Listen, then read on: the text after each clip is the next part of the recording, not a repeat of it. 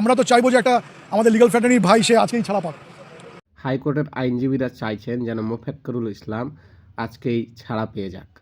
তো কোনো জায়গায় কিছুটা ভুল আছে, তার মানে এই না যে মোফাক্কেরুল ইসলাম ইনস্টিগেট করেছে।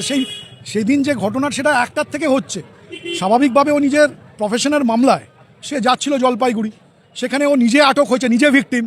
তারপর আটক হতে ওখানকার লোকেরা কিছু, ও তো ফেসবুকে খুব পপুলার অ্যাজ অ্যান আইনজীবী হিসেবে ফেসবুকে খুব থাকে, সে জায়গায় কিছু লোক চিনতে পেরে ওনাকে বরঞ্চ রিকোয়েস্ট করেছে যে আপনি কিছু বলুন।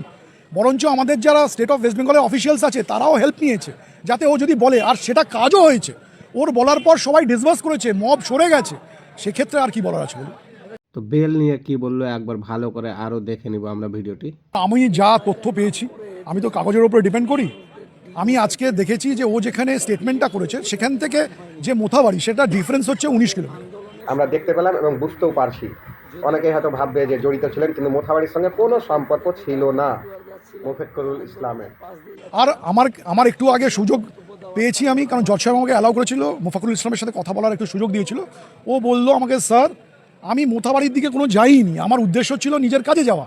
আমাকে নামিয়ে বরঞ্চ লোকেরা, আমি নিজেই যেতে পারছি না, আমাকে সেই জায়গায় কিছু স্টেটমেন্ট করতে হলো যাতে লোকরা সরে যায়। সেই অনুযায়ী আমি স্টেটমেন্ট করে আমি চলে গেছি। তারপর যে এত বিপদ বাড়বে আমার, সেটা আমি মোটামুটি জলপাইগুড়িতে বুঝতে পারি, কারণ লোকেরা আমাকে বলছিল যে এরম সব ভিডিও বেরিয়েছে। এই হচ্ছে ব্যাপার। তো তোমরা দেখতে পেলে মোফাক্কেরুল ইসলামকে যেন আজকেই বেল হয়ে যায় আমরা আশা করব। লাস্টে আমাদের পিপি সাহেব বললেন কি 9 এমপি, ওতেও আমি দেখালাম জজ সাহেবকে যে ওই সেকশনে বলছে যদি কোনো আর্মস থাকে তো কোনো সিজার লিস্ট নেই, কোনো আর্মস নেই, সেই ক্ষেত্রে আপনি কি করে আটকে রাখতে পারেন। দেখুন, বেল ইজ আ রাইট, হ্যাঁ, জেল ইজ অ্যান এক্সেপশন। এটা সুপ্রিম কোর্ট থেকে আপনি শুনেছেন, হাইকোর্ট, লোয়ার কোর্ট অবধি।